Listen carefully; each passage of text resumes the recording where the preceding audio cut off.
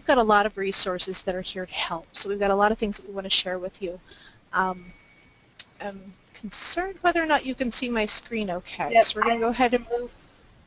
I am going to switch it right now. I apologize, technical difficulty. It's okay.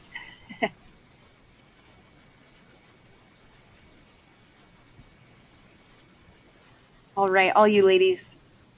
Perfect. Should be all set. So what we're going to start off with is just going over our topics this morning at the time that we have with you. The number one thing I want to cover, and again, my name is Chris Alcatraz. I'm with Employer Services Outreach with Labor and Industries. And this is, as I was sharing with Allie earlier today, kind of my favorite presentation that I do. And it's on the 7 L&I experts that you should know. It's services that you're already paying for, things that the state already provides for you, and I just want to get you in touch with the experts in each field so that you tap into them anytime you need. And then my coworker here, Joyce Allen, will be joining us for the second part of the presentation on the Stay at Work program, which is going to cover reimbursements for providing light-duty work, and also the importance and the how-to for setting up your return to work program, because we definitely don't want to wait until a work-related injury happens before you decide what steps you need to take. So we're going to go ahead and get launched right into our presentation this morning. And anytime that you're working with labor and industries as a business here in Washington, and you have employees or you have 1099 workers or other covered and reportable workers, your account manager is typically your first point of contact. So our account manager here, they are the only ones that are able to open and put into effect workers' compensation coverage in the state of Washington. As many of you, I'm sure, already know, we are state fund monopolistic, so there is no private insurance that handles work-related claims for workers' comp. Your account manager is then going to assign any risk classification, update or change that information based on your business. For example, you might have a risk classification for real estate, or for a restaurant, or for warehousing. Or if you're in a more manually labor-focused field, such as construction, you might have multiple classifications that describe the type of work that's being done on different projects. Elective coverage for owners or exempt workers.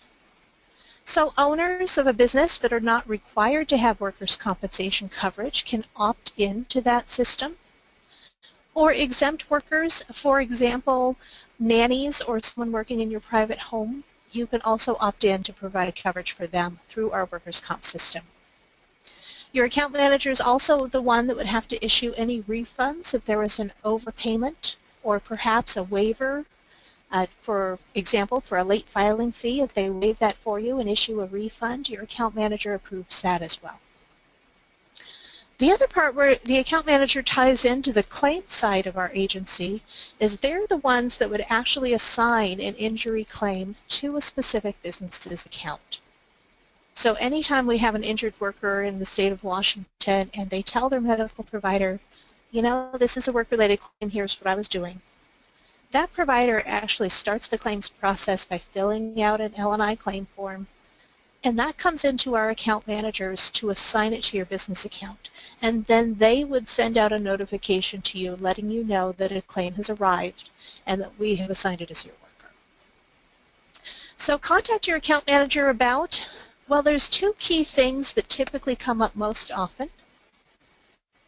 If you have any questions about your risk classification or where to report hours, if you have questions over whether or not the type of work your employees are doing is under the right class, or if there's any changes to coverage on the account, you want to add or remove owner coverage, you've added a new line of business, for example, maybe you bought an espresso stand that sits out in the parking lot, and do you need a new class for that? And then call into our main number. That's the 360-902-3817. That is our primary number for employer services here at Labor and Industries. And if you call that number, they'll be able to route you to the appropriate party. It's the best way to reach your account manager because that staff can let you know if your account manager's in, who's on their team, who their supervisor is, who's covering their claims if they're away at a meeting and so forth. So definitely this is the place that you'll typically start with our agency. So moving on, I live with the Employer Services Outreach family. I'm one of two folks that have the opportunity to do education outreach statewide for our employers, specifically on their workers' comp accounts. So another way to look at it is I stand in between your account manager, who's typically here at the office on their phone and on their email for you, and I'm out in the field doing classes, workshops, webinars, and trade shows. So if you do need a speaker for other workers' comp topics, Better Business Bureau has been wonderful hosts and invited us in to do these webinars for you. This is the type of thing that I can cover. My area of expertise, since I was an account manager, includes risk classification, rates, reporting and division of hours, so anything that's on your quarterly report. We have lots of conversations about who's a covered worker and what do I have to report. And we can also have conversations about how claims affect an account and what your rates might look like depending on different behaviors. And you're also going to see a number of different topics from our Employer Services Outreach team through the Better Business Bureau webinars each month this year. So please check back with us and with the Better Business Bureau on that schedule. So I also definitely consider myself your tour guide to L&I resources for employers, and that's what we're going to be covering today as we're thinking spring and as we're thinking how we're going to move ahead through the rest of this year. We're going to put you in touch with all of the available resources to help you out. Definitely contact my team directly if you have questions about today's presentation, or if you have other questions about outreach events or ideas. And then my favorite are the where do I go from here questions. As I like to tell people, definitely in our live presentations, I don't work with compliance. I assume all questions are hypothetical if you don't tell me otherwise. So feel free to give us a call at 360-902-4599. That'll reach me. Again, I'm Chris Alcatraz, and my supervisor, Roseanne Collins, are the ones that will answer that call and answer those questions for you. So risk management, this is the first of the consultation services that I want to cover for you. And really what I want to emphasize is that these folks are a great resource. Your workers' compensation premiums are already paying for them. There's no additional charge or penalty or fine for tapping into them, so definitely take advantage of this service. Our risk managers here on staff with Labor and Industries can come out and provide one-on-one in-person consultation for your business. And each of those consultations is going to cover a lot of different topics. Then basically the way we like to explain it is they will cover you from start to finish. So they'll talk about your HR and your onboarding practices. They'll talk about hiring smart and how you can put a return to work and a safety approach in from your interview process all the way through the lifetime of that working relationship. Each consultation will also do an in-depth account review specific to your business. And that's taking a look at your risk classifications, your quarterly filing, all of your claims, how that's affecting your rates, what your patterns have been over the years, and how you compare to your industry as a whole. So it's definitely an in-depth review of your business, one-on-one, personalized for you. Our risk management folks will also talk to you about claims management and share some of the best practices.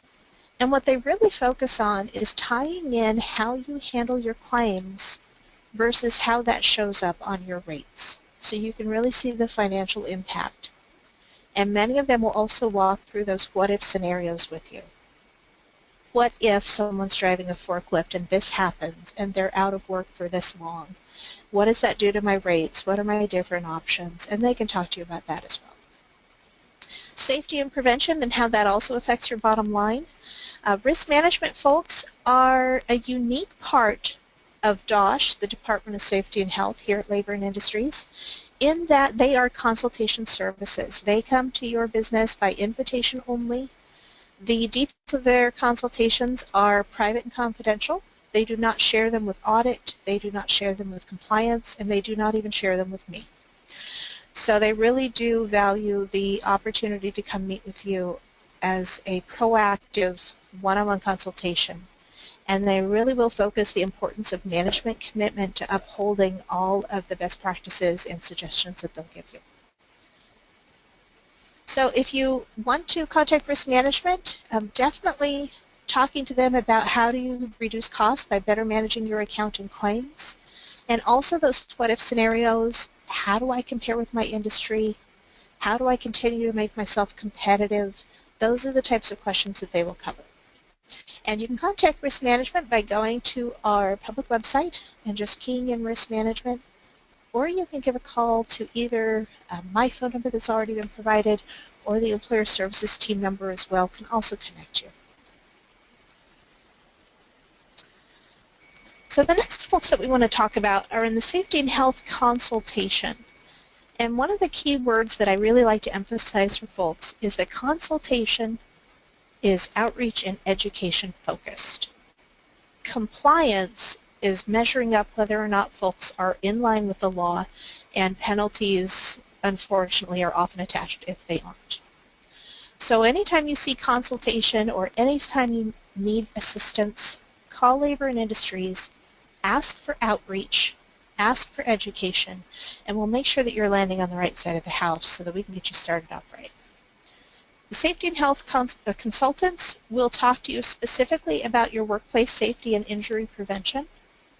These are folks here on L&I's DOSH staff that know all of the ins and outs of all of the laws for the various industries, whether it's something as technical and specific as crane inspection to as common as warehouses, restaurants, and retail stores. They will know all of the laws that apply to you. They will come and do a free, no penalties walkthrough of your business. They'll advise you on anything that needs to be fixed. And the agreement that they have with you is that they will not assign any fines and penalties, and you will be given a window of time to fix whatever needs to be brought into compliance. So it's really a way that you can voluntarily get a review and make some changes that are in the best interest of your business. All of our employers that are working on their accident prevention program and might need assistance getting that tailored so that it covers all of the risks for your business. The accident prevention program, not having that in place and having it accurate and thorough, is the #1 citation written by safety and health compliance folks. So I really like to emphasize that if you call a consultant, they can come work with you on your APP as well, and they can review what you have in place and make sure that it's going to meet the criteria that are expected of you. Now, industrial hygiene consultants are another type of consultation services that are available through DOSH, and they're going to look at things that are very specific to worker exposure to chemicals, air quality, sound quality, and that type of testing. And rather than having you bring in a private firm who may provide those services for you for a fee, our industrial hygiene consultants will come in and do that testing and evaluation for you for free. So don't hesitate to give them a call if that's something that you're concerned about in your workplace. Our Ergonomics Consultation staff are really unique in that we have 5 full-time ergonomists that look at the body mechanics of workplaces. They do studies on particular industries. They put tools together to help people with everything from working on conveyor belts to working in warehouses, assisted living, long-term care facilities, housekeeping at hotels and resorts, and they have online tools on our public website for adjusting your computer monitor, your keyboard, and your chair. As we know, back strain, eye strain, carpal tunnel are all issues we see in office workers. And our ergonomists are really looking at employee movement and body mechanics, and they can coach you and walk you through how to improve that as well. All 3 of those services are available through Safety and Health Consultation. Again, either call into our office or go onto our website, and there's actually a form that you can fill out to request consultation for these services. I do have an additional slide in here from our ergonomics folks. We've, I suppose you could say, built a special partnership with them over the last year and a half that they're providing some of the key details for different industries. And one of the things that they put together for us was a report that showed that 44 cents of every workers' compensation dollar is spent due to an injury filed for a sprain or strain. So it's not necessarily the one-off accident that is getting folks in trouble. It's the repeated movements, it's the heavy lifting, it's the bad body mechanics that we really want to watch out for when we're talking about prevention plans. 1 out of every 6 serious workplace injury is a back strain or sprain, and I will tell you just from a high-level overview of that data that they tend to be very expensive and much more long-term when we're looking at getting the injured worker healed, back to full function, and back to work. You can find a lot of these ideas, including the tool that we were talking about for office workers. You can find that on our website at lni.wa.gov/ergo-ideas. And there's a whole toolbox on there of different thoughts and ideas for different types of work. Also, Rick Goggins, the supervisor of our Ergonomics Consultation team, has provided his phone number and email address here as well. If folks want to get in touch with him directly, you're more than welcome to do so. So just a quick recap on Safety and Health Consultation is that they will only come out by your request and invitation only. You will not be getting sales calls or invitations to participate in this program. You really do need to reach out and ask them to come if you want to take part in any of these visits. Your consultant will advise you as to anything that needs to be changed, but they will not charge a fine, a fee, or a penalty for that. And each regional office, if you're anywhere in the field in the state of Washington, we have 19 different field offices.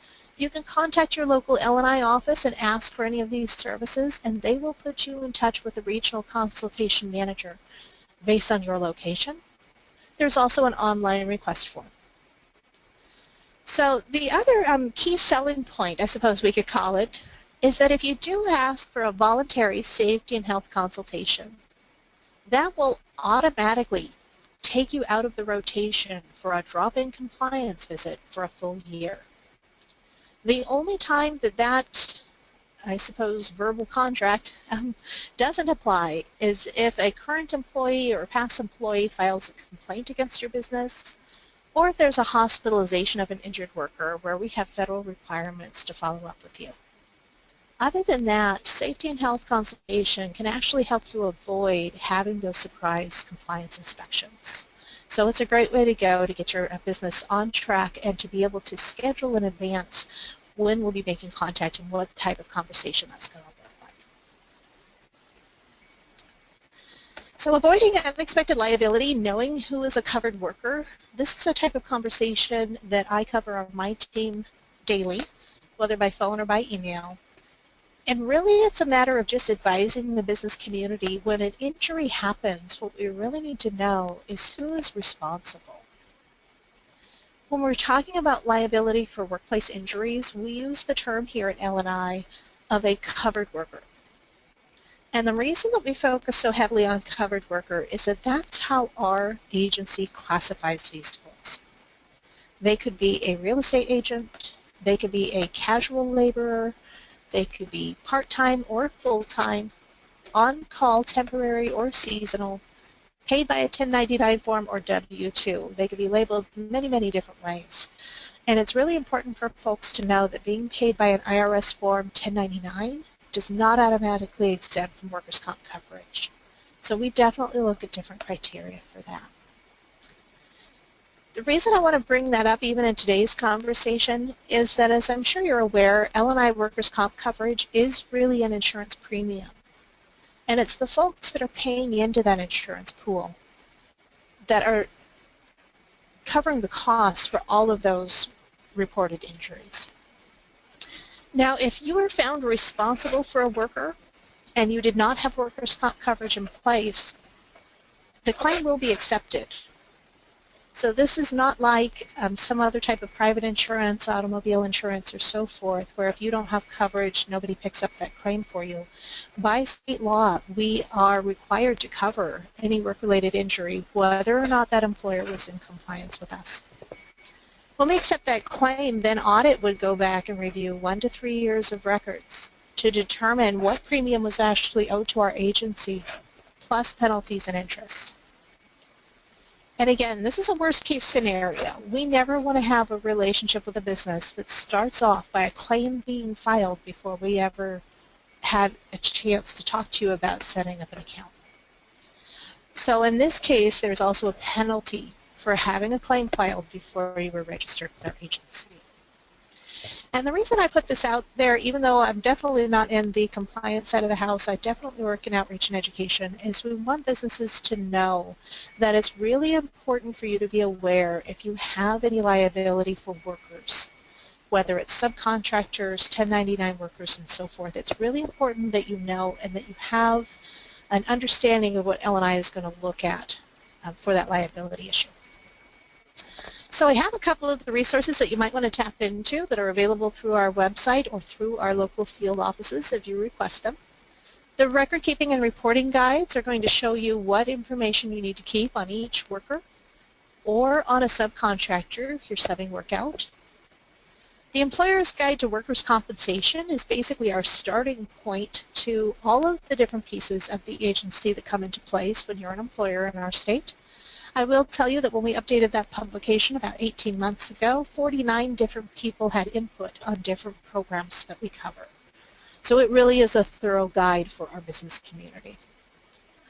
The independent contractor situation, whether you're paying a worker by a 1099 form and whether or not they're covered, you can find more information on our website at lni.wa.gov/independent contractor. And that's going to lead me into the determinations unit, which is the newest expert that's become available for you here at L&I.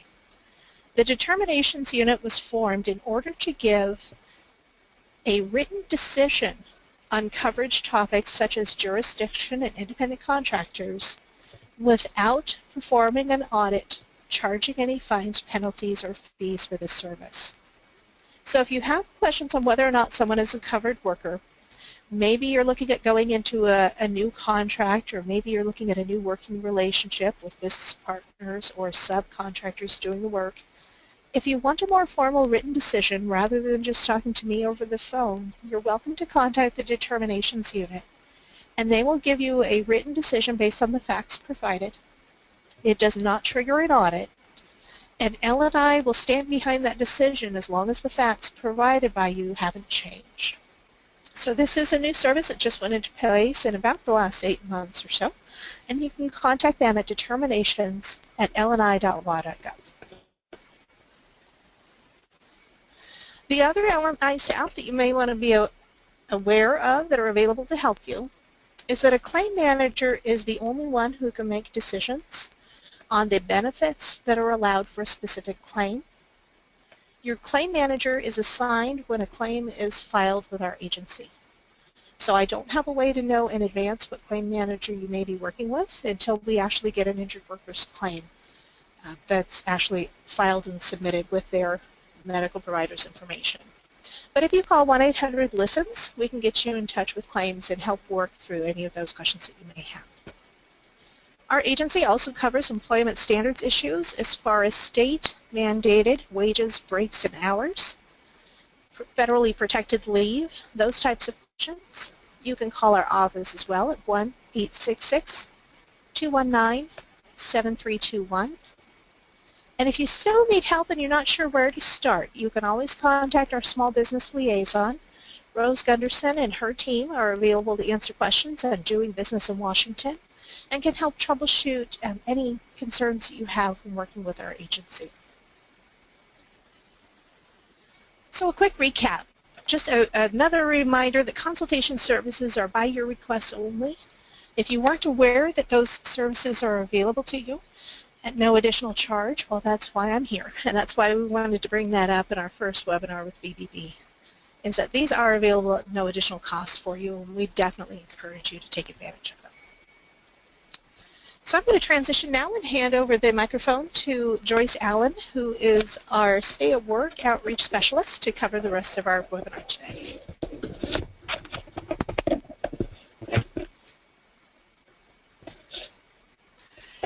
And good morning. Thank you for being with us. Again, my name is Joyce Allen, and I do want to talk to you about the financial incentive program called Stay at Work. So the Stay at Work program came out of the legislature in 2011, and it's for state fund employers only.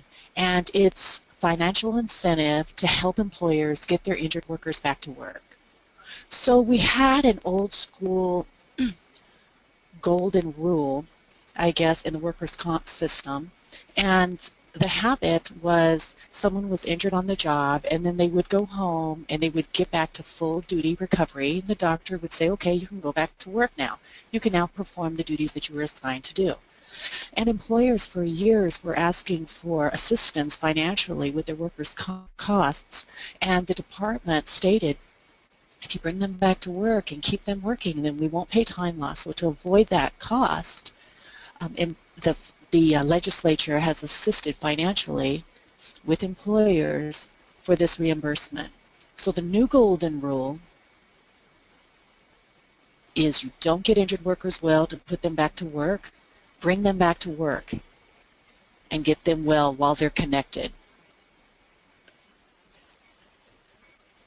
So some of the benefits to bringing someone back to work after they're injured, it allows the employee to maintain that contact with their other coworkers. You know, there's always that person at work that says, I had the same back injury, I was back to work in a week, and it could cause some conflict, but we now have a situation where people are going back to work and staying connected, and that connection not only with the employer, but with the employees, the other coworkers, is truly beneficial. But it also speeds medical recovery. It's been proven that injured workers are healing faster when they get back to work versus staying at home to recover. If they're sitting at home, they're possibly getting cabin fever, they're doing honey-do lists, they're taking care of tasks at home that are at times causing them additional diagnoses and injuries, mowing the yard, picking up the children, doing things at home that they could normally do, they're in the habit of doing. Secondary injuries getting added, slipping in the shower. Even depression can get added to a claim if they're sitting at home and recovering and just that cabin fever coming on. But connected to work, they're at work, they're cognitive, they're well aware, I'm on light duty, I'm not doing the job I was originally doing, I'm doing a temporary job with temporary restrictions, and they're aware that other people are watching them and they're safer if they return to work. So that assists in speeding that medical recovery. It also provides a sense of job security, where before, let's say you have a Joe who's injured on the job, and he says, you know, I was up here with my boss in status, now I'm afraid that I'm down here in status. So when they return to work, Joe feels that he can still be a contribution, and that sense of job security is in place and is a lot more solid. So it helps them heal faster when they feel more secure about their job and not wondering whether or not they're causing a problem with that employment, with that relationship. But it also shifts the disability to ability. They can see that they can do other things. They can still assist the company in moving forward and participate and help their other coworkers and still doing some of the tasks. May not be the job that they were hired to do, but they can still do some other things to assist and still be of value to the employer. And then it keeps the employee active, moving, still feeling the contribution, participating, and the employee feels their contributions are valued, and they are valued. They're helping, and they're doing a lot more than sitting at home and worrying whether they have a job to return back to work to or not. So we're titling Health Effects of Worklessness by the Journal of Insurance Medicine. They're stating that sitting at home recovering increases the poor health 2 to 3 times. It also increases the risk of mental illness 2 to 3 times. So sitting at home in your most comfortable recliner chair watching daytime television is actually more dangerous. And they're stating it's more dangerous than many killer diseases. They're stating it's even more dangerous sitting on your favorite sofa than it is to work as a construction worker or working on an oil rig. And it's a significant increase of depression and overall mortality rate. And as an employer, if we don't know that, then the injured workers don't know that either. So it's just an educational piece to let everyone know and to keep everyone informed that worklessness worklessness, as we've titled it, is actually more dangerous. So it's safer to return someone back to work in a light duty than it is to allow them to sit at home to recover. So the benefits to the employer bringing someone back to work, it shows the commitment to the employees. But it's not just to Joe. I have a favorite story I always share. It's a tow truck owner and operator in Seattle.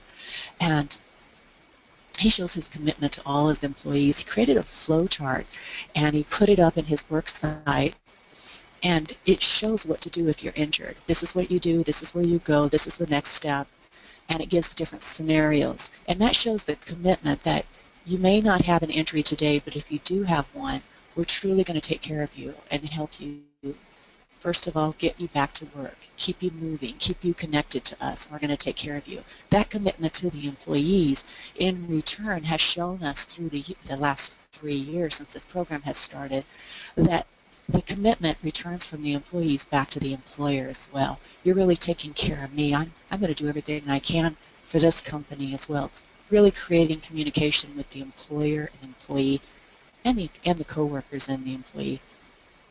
It lowers the cost, the hire and training replacements. So we had employers before saying, I can't afford to bring someone back to work. I'm at a temp agency hiring someone to keep that assembly line going. So bringing them back and having them assist the other coworkers do the small things that couldn't get done before, and it's just reducing the replacement costs. And it also reduces the risk of re-injury. It reduces time loss costs. So if L&I is not paying time loss because someone's sitting at home, then it's definitely reducing the overall cost of that claim. It maintains the employer-employee relationship, and it maintains the skill of the injured worker. Then loss of productivity is minimized. So it's truly beneficial to both parties to return someone back to a light-duty position. What we're seeing is success with employers that are creating return-to-work programs. For example, the tow truck owner and operator in Seattle. He gives a great example of a display, a flow chart, so that everyone knows what to do from A to Z. But it's creating a written policy or procedure as you would any security or safety policy that you have at your department, even starting at the interview process and saying to Joe, we like you, we want to hire you, we want you to come on, but if you work for this company, we have a return-to-work program if you're ever injured on the job. We'll ensure that you're covered, workers' compensation will be provided, medical will be taken care of, and we'll take care of you. We ask that you follow this procedure to establish a return-to-work policy here. Steps need to be adhered to. And never before have we held the feet of the employees' feet to the fire, so that puts an expectation on them to say, if you're injured on the job, we're going to take care of you, but these are some of the things that you need to do. One, for instance, these are just examples that other employers are doing, is you need to tell us that you were injured. You need to report all injuries. Or you could state, tell us who your doctor is. Where do you go to seek treatment? If you change physicians, we need to know who that is. And if you're injured on the job, we're asking you to take a light-duty job description to the physician that you're seeing, either on the day of the injury or the next day or as soon as you can. And if you cannot take it, tell us who your doctor is and we'll fax it over, because we want the doctor to know for sure right up at the first day that you can return to work for light duty, because we're going to provide any accommodation that we can that you're placed on to bring you back to work to keep you connected. Having that in place allows them to know what the expectation is. A lot of employers place their policy or procedure in writing in an envelope and hand it to the employer so they can go to their family or in their leisure and read it so they understand what the expectations are if they're ever injured on the job. And this really helps them understand. It creates a bridge of communication in that employer-employee relationship so they know what to do if they're ever injured, and hence the flow chart that the tow truck owner and operator has placed. Because they may not have an injury today or tomorrow or in a month. It may be a couple of years. Hopefully it'll never happen, but if it's in a couple of years from now, it just gives them an understanding of what to do within this big industry, where to go, who to talk to, the employer is definitely helping them. They understand, they have something in writing they can look back on and understand what the expectation is of them. But the written procedures are listed here for just some examples that other employers are doing, and it really creates that communication.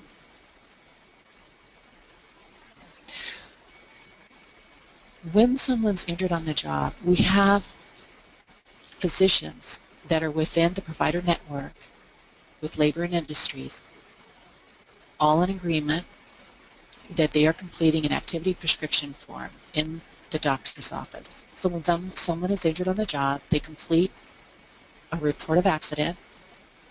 The doctor completes the bottom portion of the report of accident. An additional piece of that report of accident also gets sent to the employer for their information. The injured worker is handed an activity prescription form. So once they complete that report of accident, the physician knows that this is an on-the-job injury claim, spends time talking to them, lists their restrictions, hands them back a copy of this activity prescription form, and they're instructed to give that to the employer. That can be part of your policy or procedure. When you're injured on the job, you're going to seek care from a medical physician that's within the LNI provider network, and they're going to give you an activity prescription form. You'll bring that back to me, and based on the restrictions that you're placed on, we'll create the light duty position for you. So this activity prescription form is in detail listed with the days that they're on light duty, the number of hours, if any, that they're restricted, and the duration of each activity. Weight, lifting, pushing is also listed. Blowing this up shows you that they could be released to limited hours or full hours, or they may not be released to work at all. The middle portion is going to be listed by the number of hours that they can perform these duties, and then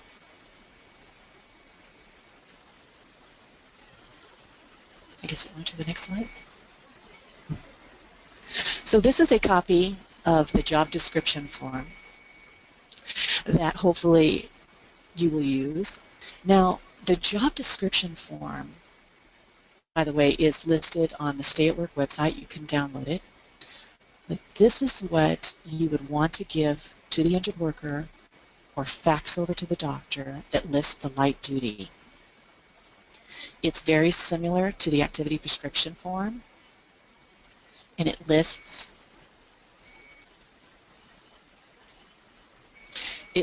all the information for the essential job duties so that the provider knows when Joe walks into the door with this in his hand what the tasks are that he was doing when he was injured. The physician will also understand what Joe will be doing when he returns back to work in a light duty position. This will list the physical demands, and it allows the space at the bottom of the form for the attending healthcare to state whether they approve the light duty or not. So in your policy or procedure, you could make it clear to the employees that if they're ever injured on the job, they need to take a job description form to the doctor, and the doctor will give them an activity prescription form to return back to the employer. Now, what a lot of employers were doing is they were waiting for the activity prescription form to come back to them. Here it is, so that it would list what the restrictions were, and then they were creating the light duty job position. But what a lot of employers are doing today is they're creating the light duty job description ahead of time, downloading it from the website, keeping it on hand, having it filled out ahead of time with the lightest light duty job description that they have.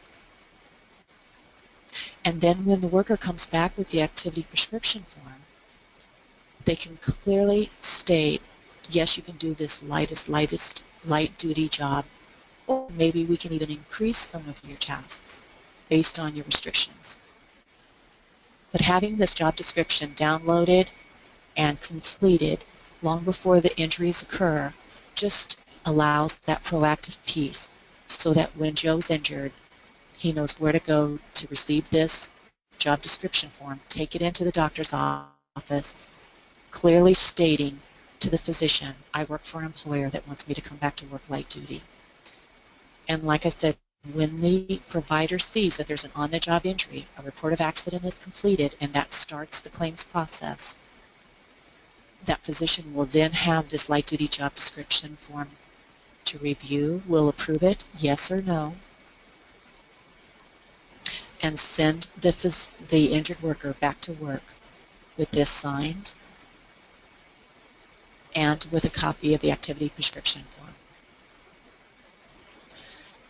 Now, one of the things we like to share is that if you send someone to the physician with a light duty job description form, or if they don't take it, you fax it over.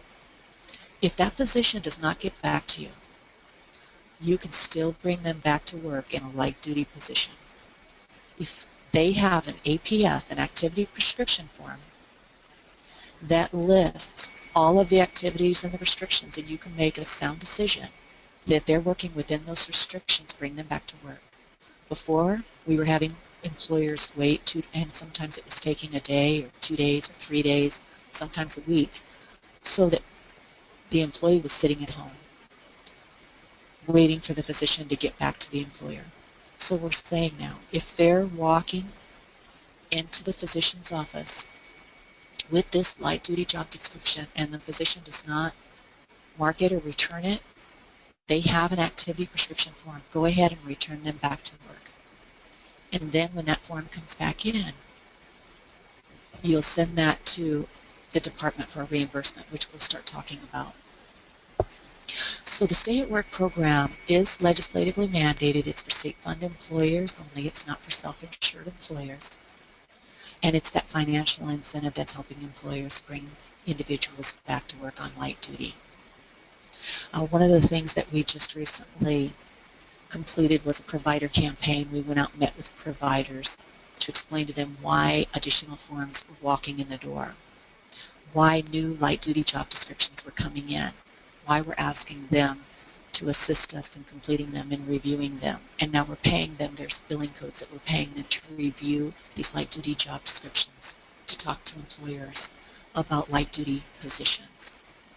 And one provider stood up in a group of 300 and asked for the microphone, and when he was given the microphone, he spun around on his heel and said to his colleagues, we should be more excited about this $10,000 reimbursement to the employers. We're not even getting the $10,000 because we now have individuals injured on the job walking in the door with light duty job descriptions in their hand. We now have communication with employers in our office on paper that says we are offering light duty. Bring this person back to work. So these light duty job descriptions are coming into the providers. The providers are loving it. They're marking approved. They're sending individuals back to work. And it's creating a wonderful bridge of communication with not just the department and the providers, but with the employers and the physicians. So some of the reimbursements available to employers, first of all, wages. So there's $10,000 up to $10,000 back to the employer for wage reimbursement. We have training, tools and equipment and clothing, and we'll talk about each one of those. And that's per claim, not per Joe. So if Joe has an ankle sprain and the ankle sprain heals and it gets a finger laceration, a possibility of another up to $10,000 back. So for the wage reimbursement, it is 50% of the base wage, and it's for up to 66 days or $10,000, whichever comes first. Now, the department looks at the 66 days as 3 months, and that's why we have that date set, because most of our claims resolve within the first 3 months, and we see 22 working days in a month. So we've set the reimbursement for 66 days. Now, the reimbursement of $10,000 or the 66 days, you pick and choose the 66 days. It does not have to be consecutive. It's within a 24-month period. And to define that or explain that, you can pick and choose the larger amount of hours worked. So if you have Joe that comes back to work and he's working 2-hour days and he works himself up to 4-hour days, 6-hour days, and then 8-hour days, you can go back through the calendar within a 24-month period and you can select the larger amount of hours worked, which will allow you a larger reimbursement. So if someone's injured on the job and they come back to work in a light-duty position, you would then qualify for a reimbursement of up to $10,000. You can pick and choose the 66 days the individual worked light duty within a 24-month period. You have a year to file your claim. And what a lot of employers are doing is they're pick and choosing the 66 days after someone's back on full duty.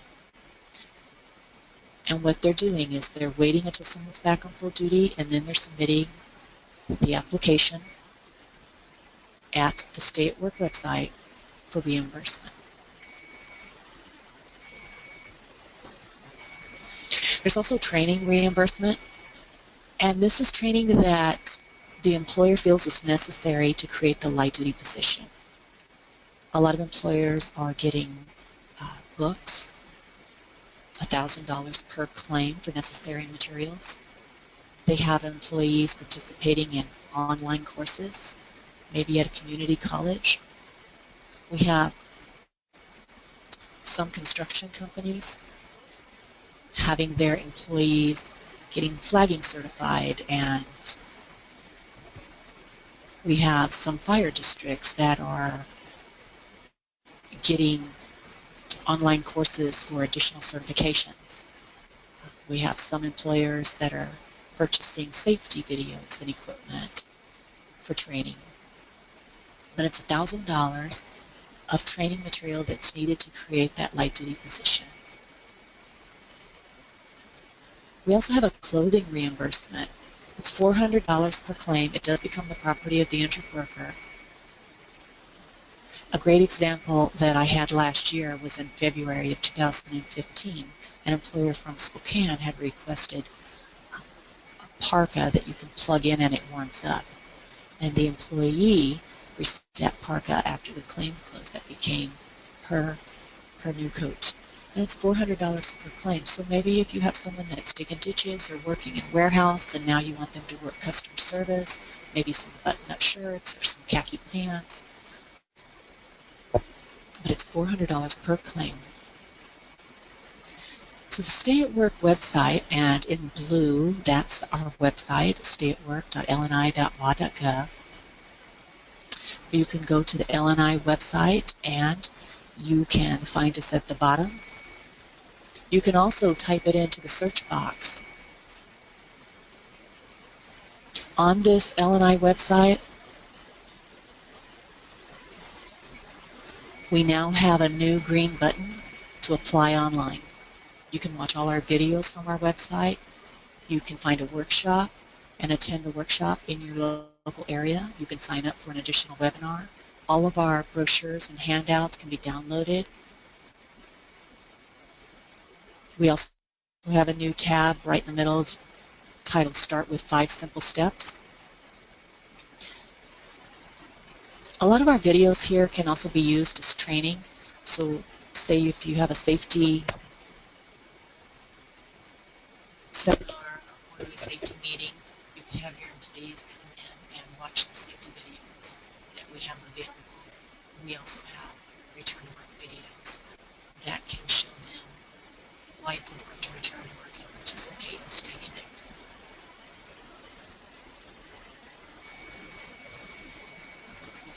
This is our contact information. You can email us at stayatwork@lni.wa.gov if you have any questions on our reimbursement program. You can also call us toll free at 866-406-2482. If you have any questions regarding the reimbursement, please contact us. Stay connected with us. We'll answer any of your questions on reimbursement. And we can also come out and meet with you and give you a one-on-one presentation, just additional information on our program.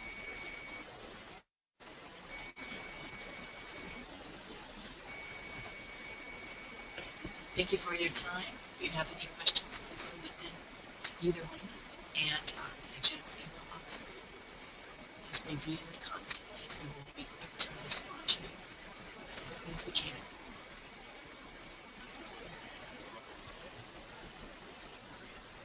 All right, thank you so much, ladies, both to Chris and Joyce for your information.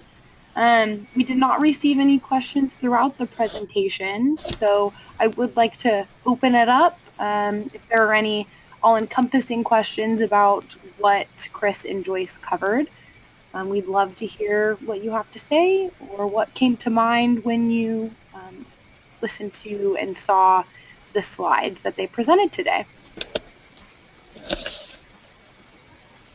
While we're waiting for questions to come in, if we get any, is there any other items that you ladies would like to add? I know you generally like to do this presentation in person until you're able to interact. Are there any questions that come to front of mind that you will usually get asked, or is there anything that you'd like to touch on and mention of high importance or what you see the most valuable information? Yes, I would. With the stay at work reimbursement, it's a wonderful reimbursement that gives the employer up to $10,000 back, but employers are really reaching out for assistance in creating that return to work program or that policy, and we do have some examples. If they're interested in receiving any that we can bring to them, we can send them electronically if they're interested. Just trying to save the data, the information, some of the tips that other employers are doing, and just trying to share that with the community. So if anyone's interested in creating a return to work program and just helping employees understand what the expectation is, just returning back to work, staying connected, getting back onto that light duty position right away, it just clearly and really helps the employer be more successful in the reimbursement if they have the employees on board understanding how to return back to work and that the expectation is there to return back to work. That's a great insight. And some of those statistics, for me personally, listening in on the conversation, were staggering. I couldn't believe that, sitting around and not doing as much or not returning to work and that sort of thing, how detrimental that can be opposed to some of the other things and other health risks there are. So that was really good information. Well, it is. And another statistic that's really shocking, it's mouth-dropping, is that if someone's out of work for more than 6 months, they only have a 50% chance of returning back to the employer. So if someone's out of work for 2 to 3 days, then it decreases to possibly 98 or 96% chance of returning to work. If they're out of work for 10 days, then that percentage decreases all the way up through every day that they're out of work. It's harder for them to get back to work. And if we don't know that, the injured workers don't know that either. So I think the important thing is just the educational piece of informing them why there's an expectation of returning them back to a light duty position to keep them connected, that it's safer for them, and that it's healthier for them, and they may not know that. Great. Thank you for sharing that. We still haven't received any questions, so I think unless you ladies want to go back to any slides with some information for contact or any sort of thing that you'd really like to touch on one last time before we go, I'll leave that up to you guys. Well, I would like to go back to this contact list for my program, and I would like to state, as an outreach, I'm one of 3 outreach, and I cover the western side of Washington. If anyone wants more information on this reimbursement or creating a return to work program or policy, please call me. I should truly be your best friend when it comes to this program. But I can contact you by phone, by email. Just reach out to me. We'll make a relationship and we'll move forward in helping you get successful and ensuring that you can participate in this program. We have given back to the employer community in Washington State over $42 million through this program now, and some employers have actually reached over $1 million in refunds. So there's a lot of financial incentives to assist the employer, and it's just getting connected. It's finding out how to set up something that's successful. that can help someone return back to work and ensure the employer can benefit from this. There was years where employers were saying, what part of I can't afford it do you not understand? And today they're really excited about this program. Someone's injured on the job, they're right back to work on the first day or the second day. And the physicians are all on board with these forms. So any further clarification on any of these forms, please reach out, ask for just a little bit more information or whatever you need, and we'll make sure that you're clear and that you have a plan in place. The best claim is a claim that's never occurred, but if it happens, you'd be ready. And it's really leaving the workers' comp system of a reactive process that we've had for years to this really proactive piece. And just having those forms completed before an injury occurs is really wonderful. So I'd love to help them set that up. Great. So and just with the... Oh, go ahead. And then with the consultations, it's just reaching out and getting more information. A lot of employers have shared with me when I do outreach, I didn't know until I reached out and made that phone call, and then I can't believe how many people called me and how many individuals reached out to me. It's just been wonderful. That's great. And so if there are employees that may not work in their HR department, do you suggest to them that they provide this information to someone in their HR so that when you speak with someone, you're speaking with the correct contact, or how does that usually work best? Yes, it is someone usually in HR, and are just educating the supervisors too, just reaching out to us and finding out who would best fit in from their company will help them with that. But we have an online access for the claims and account center that we would like to also share with the viewers. They can actually tap online and look at the entire claim and see the movement of the claims manager on that claim, see the medical reports that are online, but you don't want to give access to everyone at the job. It surpasses the HIPAA laws in that the employer can get online and review those documents, but we don't want to have everyone have access to all of those medical reports. So it definitely needs to be someone assigned in HR, or possibly a return to work coordinator, that we can assist them in narrowing that down and finding out who would be best suited for that position. Wonderful. Chris, did you have any last slides you wanted to show information for? Again, this is Chris. No, I don't have anything that we really need to review. Like Joyce said, it's just a matter of encouraging folks. If you have any questions, if you need any assistance, just contact any of us here at L&I. We can get you started off on the right foot. Great. Thank you so much, ladies. Thank you to all our participants in today's webinar, and thank you again, Joyce and Chris from the Washington State Department of Labor and Industries. This webinar will be posted on the Better Business Bureau YouTube page, as well as the Better Business Bureau webinar homepage as soon as possible later this week for certain. And if you'd like to rewatch or share this information with others, we encourage you to use those resources to do so. I hope you all have a great day, and please feel free to contact BBB with any further questions at 206-431-2222.